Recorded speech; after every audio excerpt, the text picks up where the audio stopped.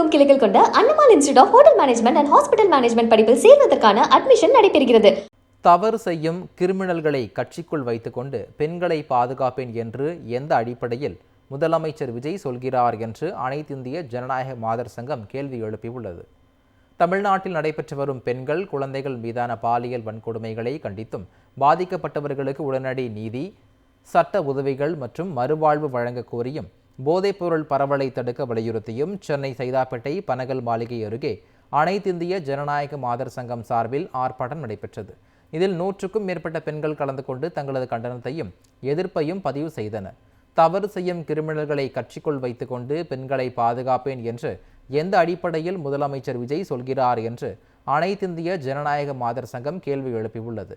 அலட்சியம் காட்டாமல் தமிழ்நாடு அரசு உரிய நடவடிக்கை எடுக்க வேண்டும் என்று வலியுறுத்தியுள்ளது. இப்போ கூட சமீபத்தில் சரவணன் மேலே நடவடிக்கை எடுக்கணும் என்று ஒரு கடிதம் ஜனநாயக மாதர் சங்கத்தால் தமிழக முதலமைச்சருக்கு அனுப்பப்பட்டிருக்கு.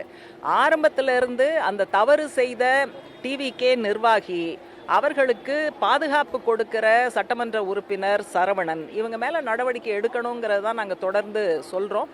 இனிமேலையும் நாங்கள் வலியுறுத்துவோம். அதாவது தவறு செய்கிற கிரிமினல்களை கட்சிக்குள் வைத்துக்கொண்டு பெண்களுக்கு நான் பாதுகாப்பு கொடுப்பேன் அப்படின்னா அது அவ்வளவு பொருத்தமாக இல்லை.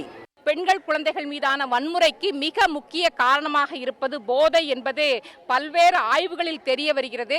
தமிழ்நாட்டில் தாவேக அரசு பொறுப்பேற்றவுடன் 717 மதுக்கடைகள் மூடப்பட்டதாக அறிவிக்கப்பட்டது. ஆனால் இன்றைக்கு மூடப்பட்டிருக்கக்கூடிய டாஸ்மாக் கடைகள் பல திறந்திருப்பதாக தகவல்கள் என்பது வருகிறது. பள்ளி, கல்லூரி, பொது இடங்கள், அதே போல வழிபாட்டு தலங்கள், மருத்துவமனைகளுக்கு அருகில் இருக்கக்கூடிய டாஸ்மாக் கடைகளை மூட வேண்டும்.